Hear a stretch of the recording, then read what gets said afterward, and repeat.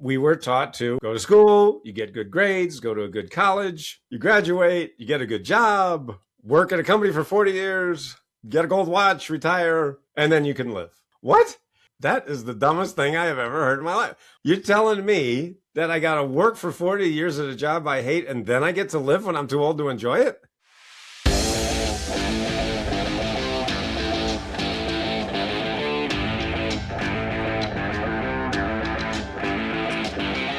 All right, everyone. Welcome to another episode of High Stakes with Steve Rozenberg. As I've always said on this show, I do this very selfishly.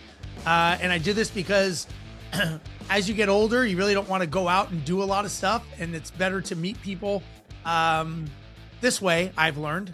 One thing I know for certain, traveling the world as an airline pilot for the last 30 years, whether I'm in a bar in Australia or steakhouse in Buenos Aires, I've realized that everyone around us, they all have something in common.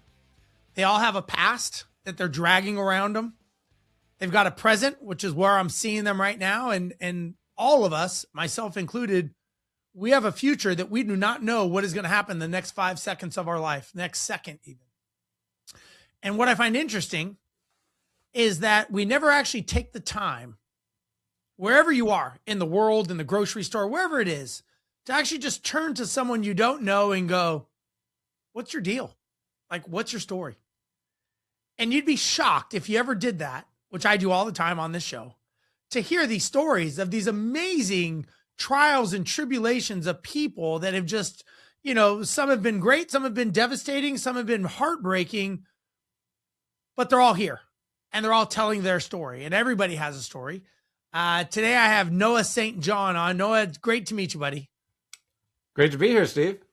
Thanks for taking the time. And again, I believe the most valuable and precious asset we have is your time. So I appreciate you giving me that today. Absolutely.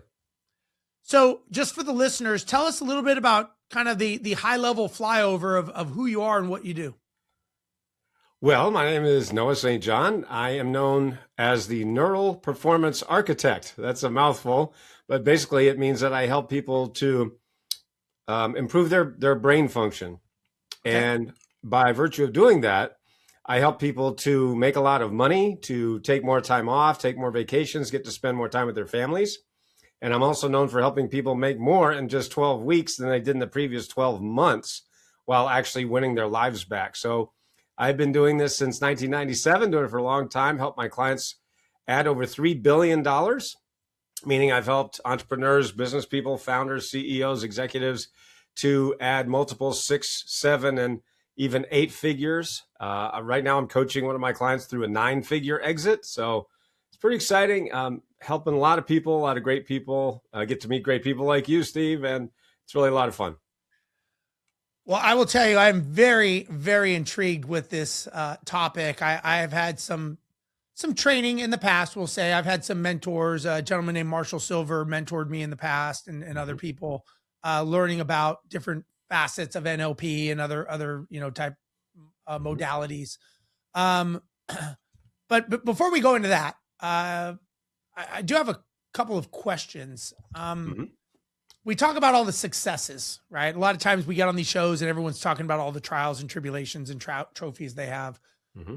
But if we wipe those away and we're looking at Noah, the person, who is that person? How would you describe yourself without the resume? Well, I'm a husband. I'm a stepdad. A proud husband of, we just had our 15-year anniversary. Congrats. I'm a proud stepdad of 3 great kids. And I'm a guy who would rather be in my backyard on my back deck looking at my koi pond, watching my fish swim and listen to the birds sing than work any day of the week. I'll tell you what, I'll do anything to avoid work. That's why I work so hard. That's why I built these systems that do the work for me. So I don't have to work because I really hate work. I'm with you. That's why they call it work and not fun. I'm like, you've heard a million people say that, right? Well, do what you love and you'll never work a day in your life. Really? Is that? No, that's what we call a lie. You lying liars. That is not true. Who are they? Like, who are they? I'd like to meet they. Where are they? Exactly. Yeah. Yeah. You'll never work a day in your life. Oh my God. Really? You work harder than ever. You Yeah, know, that's very the true. definition of an entrepreneur, isn't it? Somebody who works 100 hours a week because they don't want to work 40 hours a week. Or half as much. Sometimes half as much. Exactly. Not the goal, but yeah. Tell me on your journey of Hmm. becoming Noah today, like, Hmm. tell me about a time that you had a major setback, but nobody knows about something like internally that you dealt with and you had to privately champion, but you never talked about it, but it changed maybe some directions in your life. Well, before I started doing what I'm doing today, um, well, just to take you back a little bit further, I grew up poor in a rich neighborhood. And I know that's a total cliche, but it's true. It's totally true. I grew up in this little town called Kennebunkport, Maine, which Okay. is one of the wealthiest communities in New England. In fact, in the entire country. I've been there. It's beautiful. It is beautiful. But my family was dirt poor. I mean that literally, because we lived at the bottom of a dirt road in a drafty, unfinished house that my parents ended up losing to foreclosure, and I was just 15. So I know I grew up with the chasm, the gap between the haves and the have-nots. The haves was everyone else. The have-nots was my family. And so I hated being poor. I hated being poor because I saw that right down the street, literally, there's great wealth and abundance. So I said, why the heck? Why don't we have that? Why don't we have nice things like food and clothes and stuff like that, like everybody else has? And so there, of course, back then there was no internet, all the things we have today. So I did the only thing I could think of, which is I went to the library and I read every book in the self-help section, just trying to figure out a way to get out of poverty. I figured books was the way to do it. And, so I read every book in the self-help section and I really tried to apply it. But as hard as I tried, I couldn't seem to get it to work. So at the age of 25, I was broke. I had just lost my job. My girlfriend had left me. I couldn't pay the rent. It was like a country song, but it was really true. And so I decided at that time at 25, I decided to take my own life. I decided to commit suicide at age 25. Now, Wow. at the very last moment, my life was spared. As you can see, I'm still here. So obviously I didn't do it, but I went to do it. And then for some amazing, strange, unexplained reason, I was stopped at that very last moment. And so I realized that at that time, at that moment, I said, I've got to find, why am I here on this planet? What is my purpose? I didn't know how to answer that question. Not only did I not know the answer, I didn't know how to answer the question. So I went back to the library and I read every book in the spiritual section. This time I read the spiritual books. How do you find your life's purpose? And then fast forward 5 years later, in 1997, that's when I discovered, after reading literally hundreds and hundreds of self-help and spiritual books, I discovered what was missing in all those hundreds of books that I'd been reading for years. And I realized, aha, this is, in fact, my purpose and my message. I wrote my very first book called Permission to Succeed. And now, since then, I've written 27 books. And like I said, help my clients make a lot of money. So really that dark, you can't really get any lower than I'm going to take my own life. Right. So when people come to me, when people, let's say they hire me for coaching or consulting and they are telling me these stories, I can absolutely say I have been there. I'm not just empathizing. I've been there, right there on the doorstep. And, fortunately, I hope I didn't take that final step. In fact, I actually spoke, I gave my first TEDx talk a few months ago, and a gentleman came up to me and, he had tears in his eyes and he said, Noah, I'm really glad you're still here. And I thought that was really sweet. So Yeah, that's it's touching when you touch people in ways that you never know, and Exactly. people that you've never talked to. I'm sure, obviously, you've touched just in your books. I'm sure alone. As you were going through that process, and this, I'm curious about this. Mm-hmm. A lot of times when we are thinking that we need to be successful, right? And I'm sure there's the success was obviously, staring at you across the street or, in Kennebunkport. Right. And we think about what we need to do more of. Like, I need to make more money. I need to do this. I need to do that. What I've learned is we never really talk about what we need to stop doing. and what we need to let go of. It's kind of like if your arms are full and you want to pick up something, you've got to put something down to pick up something else, right? That's right. What did you have to let go of mentally to become the person? You read the books, right? And, listen, I'm a big believer reading is information, but information without implementation is just entertainment. And you've got to implement, right? Obviously what you've learned in all the books to actually take. It's kind of like being a scratch golfer. You don't do it by reading a book. You've got to actually go to the golf course and swing the club. What did you have to let go of mentally to on your journey? Like that was something that was like, man, it was hard, but you had to let go of it. Mostly for me, it was the belief that I'm not enough. And so, growing up poor in a rich neighborhood, that really formed me because I'm sure everybody listening to this program, we've all heard motivational speakers. They'll go on stage and they'll say things like, well, we were poor, but we were happy. We didn't know we were poor. I'll tell you what, in my family, we freaking knew we were poor because my mother, bless her heart, reminded us every day that we were poor and miserable. So no, it wasn't happy. It sucked. So I was painfully aware that we were poor and broke. And so I grew up with this, that I'm always going to be poor. It just was, that I have blue eyes. I have curly hair. You're going to be broke. You're going to be poor. So it's obviously my parents didn't sit down to me and say, you're always going to be poor. They didn't, of course, you don't have to do that. Sure. Because kids learn by osmosis. They learn by observation. Much more than what a parent says, right? Well, how many times we heard that as a parent, right? Don't do what I say, do what I do, or don't do what I do what I say, whatever it is. You know what I mean? And so that's what kids do. They are absorbed. So that's what I did. I'm like, well, I'm always going to be poor. I'm always going to be broke. Okay. It wasn't a conscious thought, of course, right? You don't sit there and think that. It just was there. And so, when I went to commit suicide and then didn't, and then was reading all those spiritual books about my purpose. How does a human being find their life purpose? And questions like that. And that's when I really started to dig into this of my thought patterns, which for the most part were subconscious. As I mentioned, it's not like I was thinking this, boy, I'm going to be poor all my life. Nobody really thinks that way consciously, but see, that doesn't matter. Because it's the seeds that you're sowing, the thought seeds, right? That I had been planting all those years that were, let's face it, planted in me, through no fault of my own, really. And I'm not blaming my parents for this. They had their whole other thing to deal with. You see what I mean? So how far back can you go? So this isn't about blame or pointing fingers. It's just about in fact, it's the opposite, about taking responsibility, right? It's about taking responsibility and saying, okay, I've got myself into this lousy situation. What am I going to do to get out of it? So that's where it started for me. Now, I've done some studying about inner child work and learning about, we're formed. I've learned between 0 and 7 years old. And like you said, it's not anything someone says. It's just our brains are absorbing all this information. And this is kind of how we, grow up and react and, in our subconscious. Mm-hmm. Did you have any kind of beliefs about success that were wrong?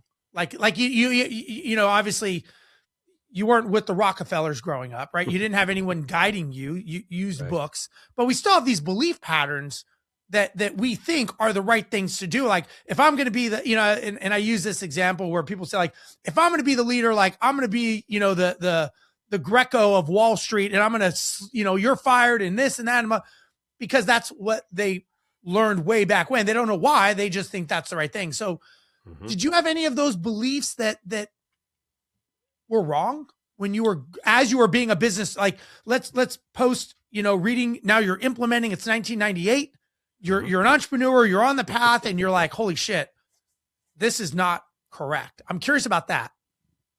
So if we want to go to that part of my life, by that time I had expunged a lot of these negative beliefs. Okay. And like I said, like basically I'm always going to be poor because why, it wasn't even a thought. And so understanding just that was huge for me. So now when it comes to, well, what is success then? That's a whole different question because, well, what do you want the rest of your life to look like? Right. And that was really hard. So, I did a lot of journaling about that. a lot of just deep inner work that now, of course, I coach my clients through, Mhm. you know. And that's one of the reasons, quite frankly, that people hire me. One of the main reasons is because they've tried everything else. They've tried all these they've gone to all the seminars, read all the books, watched the videos on YouTube, and they're still hitting that ceiling. Like one client had tried everything for 4 years, and his name's Adam. You can watch his video and many others on my website, but he had hit a ceiling of set for him. It was 7 figures. Now, for most people, they'd be like, oh my God, that's incredible. But he knew he could do much more. And he'd been there for 4 years. After I coached him, we got him to 20 million. That's a 600% increase, and a lot of it was this inner work that I'm talking about, like I said, that I guide my clients through now, because these are questions that a lot of times we don't ask ourselves. We just don't. We're on the grindstone or on the on the treadmill and just working away every day, and sometimes we don't really give ourselves the opportunity to step back, number one, and number two, sometimes we don't even know the right questions to ask. So that's right. One of the reasons why you hire a coach, a mentor, have that accountability person, and that is one of the reasons that I help people make so much money so quickly, for that very reason, because they've been on that treadmill so long, they just can't see that there's another way, So for me, it was about, what do I want? And so, one of the things that we see in this industry today is the hustle bros, right? The hustle and grind. And, you got to work 160 hours a day. And if you're, don't go to ballet classes, don't take vacations, don't go to those soccer games, just work till you're dead. And I'm like, what planet are you on, dude? I mean, what kind of a life is that? Right. I mean, that's idiotic to me. I mean, the whole point of business is that your business exists to serve your lifestyle, not the other way around. But see, most entrepreneurs have it backwards. Now, again, through no fault of their own. It's not like they're wrong in the sense they don't know any other way. Because, I mean, remember those classes you took in high school and college of how to run a successful business? Of course you don't, because there wasn't. They don't exist. Duh. Those classes aren't taught. So we all have to learn on the internet. And of course, we all know that there's never anything wrong on the internet, right? Nobody could ever say a lie on the internet, something that's not true, right? I always remember that great quote from Benjamin Franklin: don't believe everything you read on the internet. A little joke there. But anyway. You get the point. So really it is. It's that's one of the things I help my clients with, is that real deep question of, well, what do you want?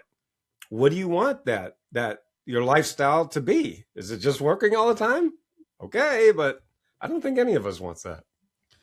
Yeah, I agree. I mean, a lot of the clients that I work with and have worked with, I in all industries, all walks of life, all over the world, the one thing I am a firm believer of is we become entrepreneurs because we want to make money to go have a lifestyle to create memories. That's right. And they seem to forget the time off that it gives you to create a lifestyle to give you the memories, and they identify with what they do. That's right. And I see this a lot in real estate, where I go speak at a real estate event and I'm like, what do you do? I'm a flipper. I'm a wholesaler. I'm like, no, you are a business owner. The subsection of that is flipping. And what does that give you? And I always ask this question, and it's kind of one of those stopping moments where I'll say, well, tell me why you do this. Like, why are you doing all this? You're giving your most valuable asset, which is your time. So explain to me, why are you doing this? And everybody has the canned answer. I'm doing it for my family. I'm doing it to build a legacy. I'm doing it for more time off. And I'll say, okay, great. Give me your phone and I'm going to call your spouse and I'm going to ask her if that is true. And then I'd like to talk to your kids and say, is dad really giving you the time that he's telling me? Because if not, someone is lying. You're either lying to me, to them, or to yourself. But we are lying right now. And we need to be a little honest as to why are we doing this? And I think, as you said, I don't think a lot of people realize the outcome and they don't have clarity in that outcome. And I think that they start identifying with what they do and they forget the whole reason they got into this whole thing. And like you said, you have a job for 40 hours and stop and go home. But you did this for a reason, but you lost clarity as to what that is. That's right. Well, a lot. And of course, again, to reiterate that there just isn't any really good training out there, or I should say, it's just harder to find now with all of the noise and all Yeah. of the misinformation out there.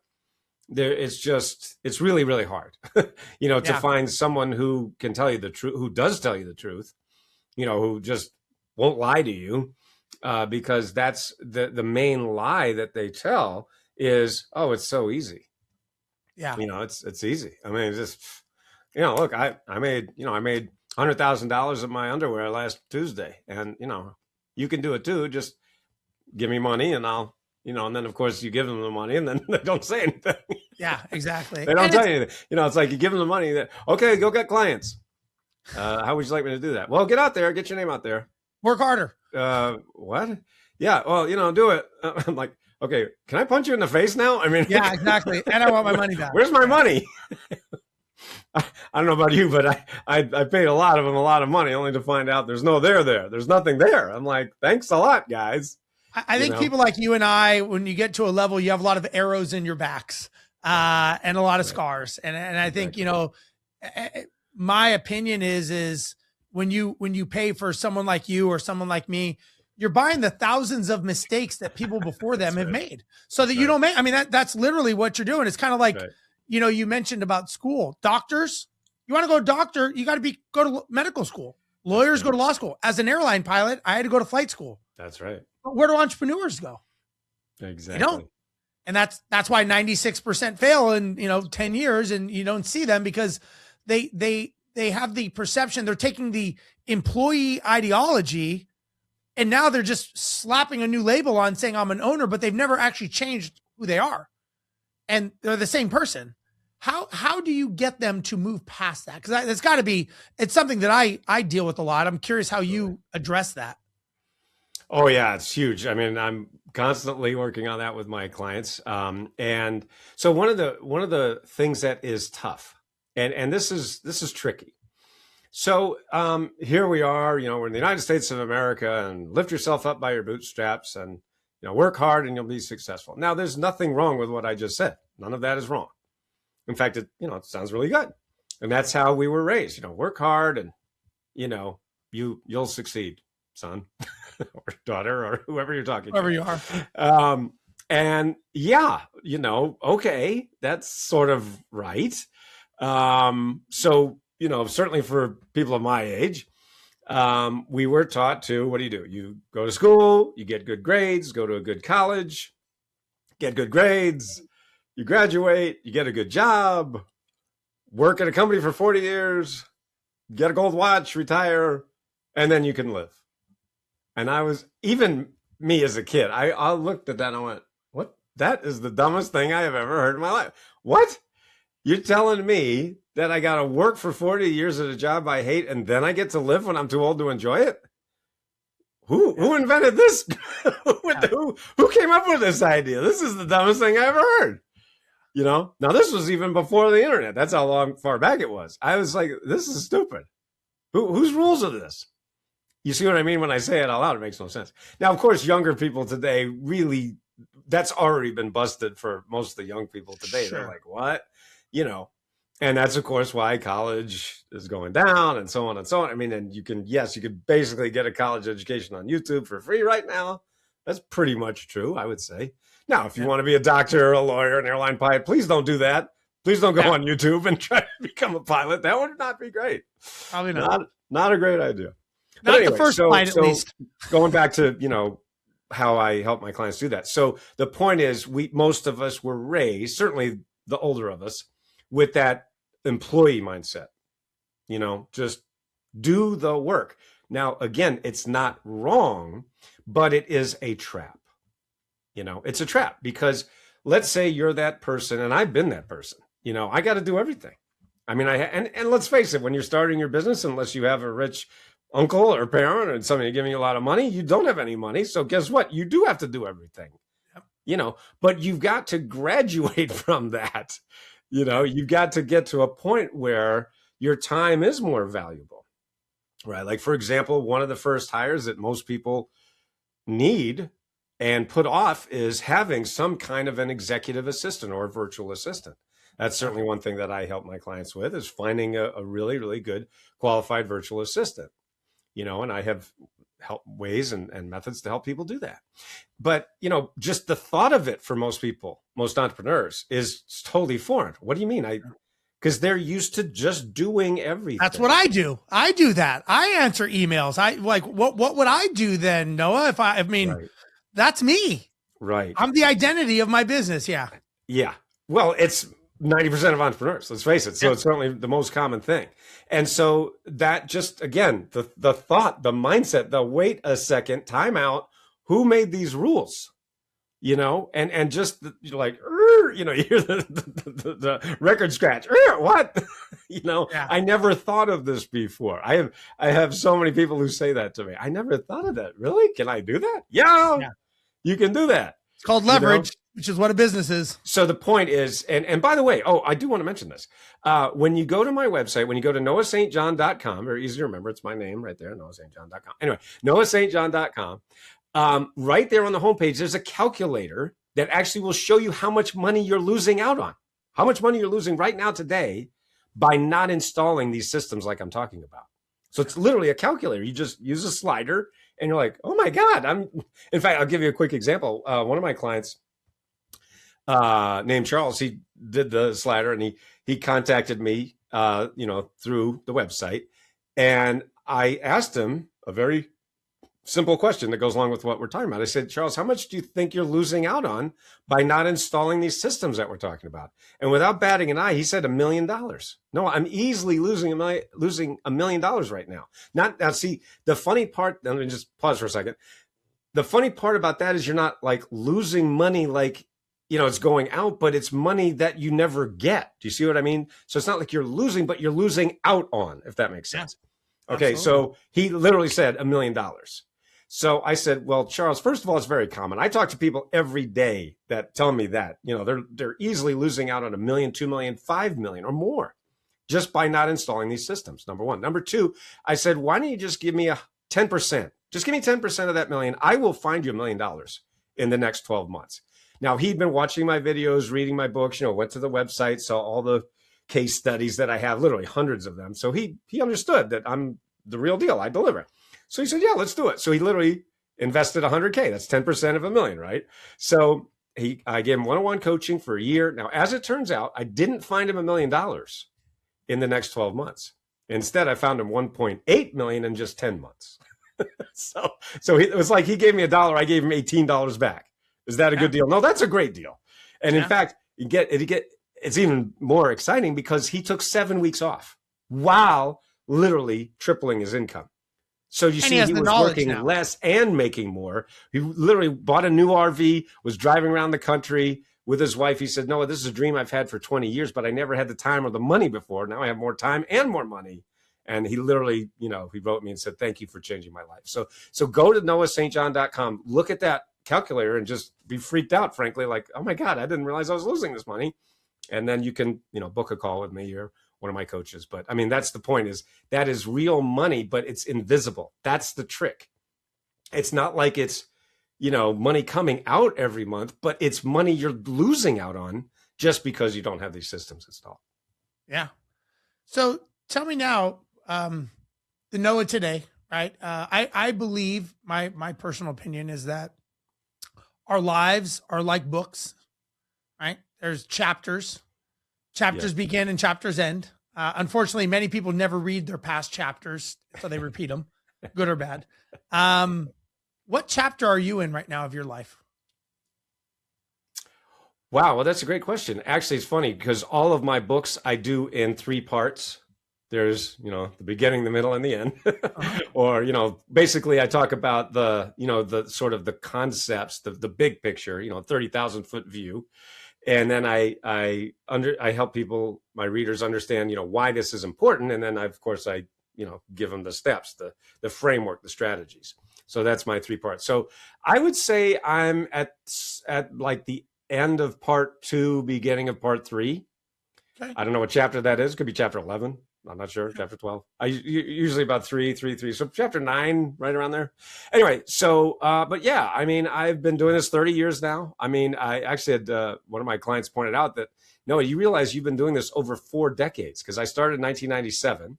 So the 90s, the aughts, the tens, and here we are in the 20s. I'm like, wow, now I feel old. Thanks a lot. I'm like the Warren Yeah, Moon, you know, I don't go the anywhere. Warren Moon of consulting You're like that coaching. Samsonite luggage that just keeps going around the That's carousel. Yeah. Well, I got the gray Nobody, hairs no to one's prove it. picking So up, there but you it go. just keeps going. Yeah. I know, but Um, anyway, so but yeah, anyway, to answer your question, yeah, I mean, I would seriously rather just watch my fish, than work any day. So that's, my wife and I, we just let them sit out there. We watch the fish swim, listen to the birds, yeah. and it's just it's nice, and I get to help great people, like I was saying, meet great people like you, and help people to not, yes, of course, making more money. We all want that, right? We all Sure. want more money, and it's wonderful. It's fantastic. And it's kind of like the weight loss commercial, before I was this and now I'm that, in this case, it's before I was this and now I'm that, it's making this and now, whoop, Yeah. 600%, 800%, 1500%. These are all real case studies, real clients. So it's nice to point to the money, of course, but I like to talk about the lifestyle, like Charles, yes, I made him $2 million. Yay. Which is wonderful. And even better, I think, 7 weeks off, time with his wife, traveling the country, making those memories like you were talking about. So let me ask you this. Is there, how to say this correctly? Is there any truths that you know today that you wish somebody would have told the Noah way back when? Yes, that all those marketers are lying scumbags. I really, I could show you the spreadsheet. Okay, it's truly awful. I gave them so much money, and the reason I did that is because and this is going to sound terrible, but I am a scientist at heart. I'm like an engineer, a human engineer. That's why at the beginning, I told you I'm known as the neural performance architect. So an Mhm. architect is a type of engineer, at least that's how I see it. You're engineering human behavior, you're engineering solutions. That's what I do at heart. And these guys are marketers. Well, it's kind of like, if you ever watch that show, Fool Me or Fool Us by Penn and Teller. You ever watch that Yeah. show? Mhm. I remember one episode, Penn says to one of the magicians on stage, he says, "You're a magician, which means you're a liar." And I thought, wow, that's every marketer. You're a marketer, which means you're a liar. I'm like, I wish I would have known that. They're all lying liars. And I'm Yeah. like, gosh, that would have saved me a lot of money. So I'm, I look at that I, spreadsheet and I just go, oh God, I can't believe I believed them. I believe that because when I say something, it's true. When I say it, it's true. It's accurate. Look at the case studies. That's how I work. And I stupidly assumed other people did that. I'm like, no, they don't. They just tell you what you want to hear, take your money, and sayonara. I'm like, rats. well, it's funny. I can relate to that because as I got into business, being a commercial airline pilot for a major airline, there's ethics and standards that we Yes. live and abide by. And when I meet a professional marketer or whatever they're called, I'm thinking, okay, common sense, they're professional, so they're going to live by those standards like we do. Wow. Not remotely close. Yeah, I Yeah, mean, if you don't follow the checklist and tell the truth, people die. So, exactly. and that's, I wasn't a pilot, but I mean, I have that same mentality of, and I mean, I was raised that way. You work hard, you tell the truth, you do a good job, and you'll be rewarded for it. Well, that's not true at all. Darn it. That is not true. They're like, what world did you grow up in? I know, right? Well, exactly. In the fairy tale land, gosh darn it. Yeah. But I look at that spreadsheet and I go, oh, how could I have trusted that person? I'm with you. And I ignored the red flags. So that's why, if you'll notice, I'd rather talk about my clients than me. That's why I do this, because it's so easy to lie. No kidding, Sure. right? You can't lie about And case studies and truth results. Exactly. So what I do is I say, look, don't even believe me. Go to the results page on noahstjohn.com and look at 250 case studies. Then, you decide. You make your decision based on real people, real stories. You see what I mean? Because let's face it, these guys, their job is to sell you that they have made a lot of money. But my question is, well, that's great that you've made a lot of money. Have you helped anyone else make money? Yeah. Yeah.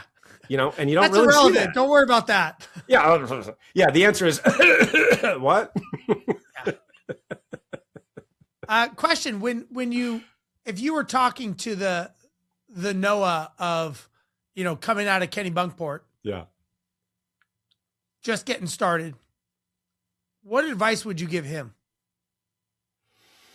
That's essentially what I just said, but I would also add trust your gut more. Trust your gut, because I made a lot of bad decisions from my head. I didn't believe in myself enough. I trusted other people more than me. Yeah. And that really hurt me because I did. I gave them my money and then they screwed me. I mean, it was really, really bad. And I'm not talking one or two times, I'm talking a lot. And so I wish that I would have trusted me more. Not now, it's tricky because there's a point in business for all of us where you need help. You need outside help. So it was very tricky. See, men, here we are, right? Men have this big ego. Oh, I'm fine. I don't need help. I've always been like, I need help. Somebody help me over here. Because I've got a message that I want to share with the world. How the heck do you do that? I don't know. I didn't go to school for this. And so I need help. So I gave them lots of money to help me, and they didn't. In fact, I got anti-help. Yeah. And so, but you see what I mean? So that's to answer your question. So when I say that to people now, sometimes they mishear it and they go, well, so you're saying I shouldn't ask for help? I'm like, no, you need to know who you're asking help from. That's the point. You need to do your research. It's a trust. Go to the website, watch, just literally sit there and watch the videos. They're just there. Read the stories, and just make sure they're real. And that's when you have a framework, a system. Again, an architect, I'm the architect, right? I've built thousands of houses, which means that it doesn't matter technically, what I say, what kind of house you should live in. It matters what you want. What kind of house do you want, right? Well, we have one house and, you can just have this one. Like, well, no, I want this kind of house. So that's what you should look for in a coach and a mentor, a consultant, somebody who is going to help you, really help you. Yeah, totally. Tell me about the book you said you just finished a book. Well, actually, my wife and I wrote our first children's book. And it's called I Ask Better Questions. I'll hold it up here for you. And this is a children's book. There it is. I Ask Better Questions. And you can go to iaskbetterquestions.com. There it is right there for kids. But we've actually had many adults we actually had one reviewer on Amazon write in and say, I'm a 60-year-old woman. I don't have any kids or grandkids, and I love this book. I'm like, no kidding. Okay, cool. So anyway, but that's one of them. But if you want to look at my other books like Power Habits or Affirmations, just go to noahstjohn.com. There's a drop down that says books. You can see some of my most popular books. And but yeah, I mean, I've written 27 of them. So I love that. And as you can tell, I'm very intrigued in the whole world of this, because I just think it's, we sadly we've tapped into a very small percentile of what our brains can do. Nor do we understand, I think, the average person. It's just so powerful, how you look at the day and how you affect it. And I think what you're doing is great. I really do. I think that you're helping people, and I think it has nothing to do with the financials. I think, at the end of the day, I think, we should all be remunerated and compensated for what we do. Number one, I don't think that's a bad word, but I also think that sometimes helping people, you never know what they're going through. And I've learned from being in front of thousands of people, either speaking on stages, as I'm sure you have, or traveling the world. You just get to meet a lot of people. And sometimes we have some very basic needs that we want solved, that sometimes it's just a matter of somebody taking the time and just sitting down and kind of going, what's your deal? Like, how can I help? And I think someone told me this one time, and it rings true. He said, Steve, there are givers and takers in this world, and there's a lot more takers than there are givers, unfortunately, in this industry that you're in. He said, so, and I didn't really know what he meant. And of course, we've all learned that. But I just think it's very interesting that, again, meeting someone like you is refreshing. I think it's great what you do. And I wish you the best of success, and hopefully people do get their lives changed from it, because, being on the other side of that, dealing with trauma or challenges or issues, You know, I think having the right mental mind state and physical mind state, I think is primary over anything. I mean, you can make $1 million, but if you die of a heart attack tomorrow, none of it was worth it. And I think a lot of these people are slowly killing themselves mentally without realizing it. And it's sad to see. Mm-hmm. Yeah, well, I mean, I've helped a lot of people with that too. I just want to mention real quick, when you do go to noahstjohn.com, use that free calculator right there. Just calculate how much money you're missing out on, and frankly, how much life. And then we do also have what's called the invisible break audit. And what that will be is either I or one of my coaches will get on a Zoom call and we'll actually walk you through this process of how we, number one, identify, the bottleneck. What is the thing that might be holding you back right now? And then we'll give you a step-by-step process strategy framework so that you can literally scale up. And I mean, that's what I've been doing for a long, long time, is helping people make more while working less. So all that is right on the website, noahstjohn.com. Awesome. Well, Noah, it's been a pleasure having you on. I really appreciate you taking the time, and we'll have the links down in the show notes for everybody. Any final words? No, it's been a lot of fun, Steve, and I hope it's helped. Thank you very much. I appreciate your time, Noah. And for those of you watching, thank you for watching High Stakes with Steve Rozenberg. We will be back next week with another amazing guest. We'll see you guys then. Bye-bye.